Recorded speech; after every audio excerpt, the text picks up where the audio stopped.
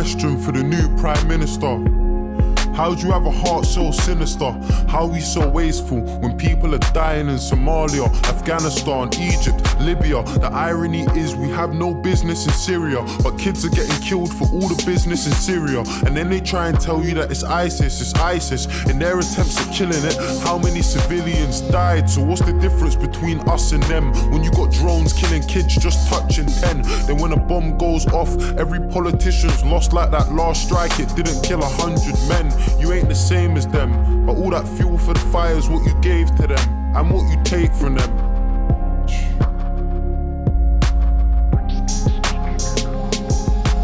All my life I know my mum's been working, in and out of nursing, struggling, hurting. I just find it fucked that the government is struggling to care for a person that cares for a person. So where's the discussion on wages and budgets, how they made them redundant? When I was a young'un, the letters in her car said my mum was overdraft, but somehow I still had dinner money in my pocket. And even the little things like ordering pizza were probably the reason for overtime in the evening. 5 till 10, 6 hours of sleeping for 22 years. My mum was doing it cleaning, dreaming that her kids would have a better life.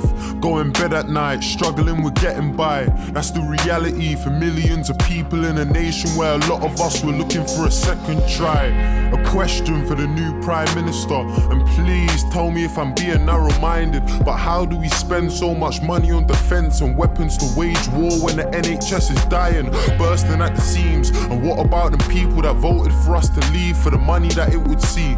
350 million we give to the EU every week that our health service needs.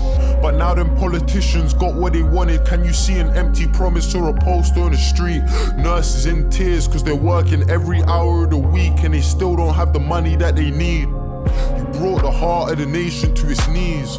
Underpaid, understaffed, overworked and overseen by people who can't ever understand how it feels to live life like you and me. Patients lying in the corridors cause doctors can't even find a bed for them to sleep. I remember A&E and all them sickening screams of a little girl waiting for a surgeon to be seen. Privatised healthcare, guns for police, increased uni fees. Is this what they're selling us? Well, let me remind you, just in case you've forgotten, that we live in Great Britain, not in Donald Trump's America. Speaking of America, state and the president, with all due respect, I've got something to say to them. I just find it funny you can't give a hand to Palestine, but you can trade whole arms with Saudi Arabia.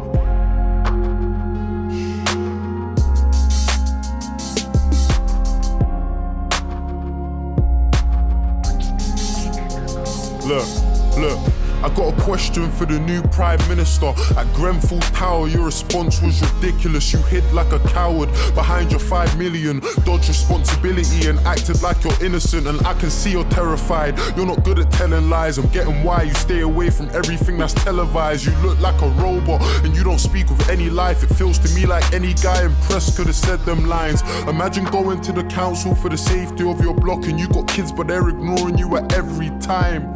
Everyone who knew about that cladding should really be going prison under rule of joint enterprise. But if it ain't a little kid with a knife, I bet that judge is going easy when he's giving him time. They don't deserve to be free. Any builder MP that knew about the conditions but did it to save cheese. When I listened to the things that the residents had seen, I was so shocked I couldn't even speak.